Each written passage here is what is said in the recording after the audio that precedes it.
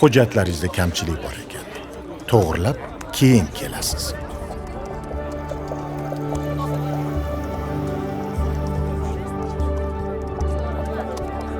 Bu mening otam. Otam har safar soliq idorasidan charchab qaytardi.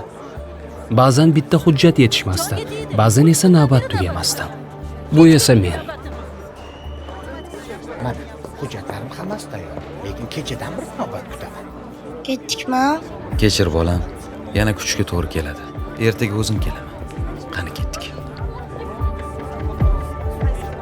O'shanda men hech narsani tushunmaganman, lekin otamning ko'zidagi charchoqni ko'rganman. Charchamadingizmi? Soliqda ishlaringiz bitdimi? Bitmadi. Do'konimiz uchun hisobot topshirishga borgandim. Bir dona hujjat yetishmabdi. Endi yana boraman. Yana kuni bilan navbatda turasizmi? Bolamiz ham charchab ketgandir. Shu kuni ichimda bir orzu tug'ilgan edi. Katta bo'lsam, odamlarni ovora qilmaydigan soliqchi bo'laman. Men o'qidim, izlandim. Yurt bilan birga soliq tizimi ham o'zgardi. Yillar o'tdi. Qog'ozlar o'rnini elektron hujjatlar egallay boshladi. Pochta qutisi o'rnini raqamli xizmatlar. Bu o'zgarishlar ortida esa inson manfaati turar edi. Men ulg'aydim, orzularim esa maqsadga aylandi. Soliq sohasini tanladim. Chunki bu kasb men uchun shunchaki ish emas edi. Bu bolaligimdagi va'dam edi. Bugun men soliq qo'mitasida ishlayman. Har kuni kimningdir vaqtini tejash, ishini yengillashtirish uchun xizmat qilaman.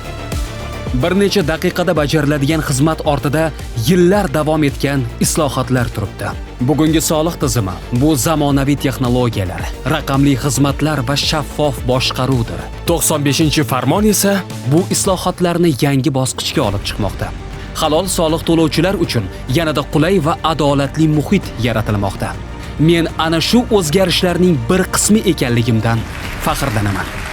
Bu o'zgarishlar o'z-o'zidan paydo bo'lmadi.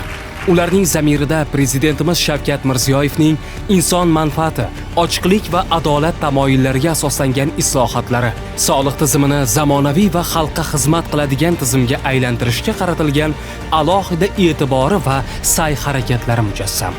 Bugun biz ko'rayotgan har bir raqamli qulaylik ortida ana shu ulkan islohotlar va yuksak siyosiy iroda turibdi. Assalomu alaykum. Alaykum assalom. Va alaykum assalom. Yaxshimisiz, dada? Keldingmi bolam? Rahmat. Sog'liqda nima yangiliklar? Dada, yangiliklar ko'p. 95-farmon sababli soliq tizimining shaffofligi va adolatliligi kuchaydi. Soliq to'lovchilar uchun qulaylik muhiti yaratildi. Endi buning uchun navbat kutish ham keragi yo'q. Endi hammasi elektron. Voy, baraka topsin.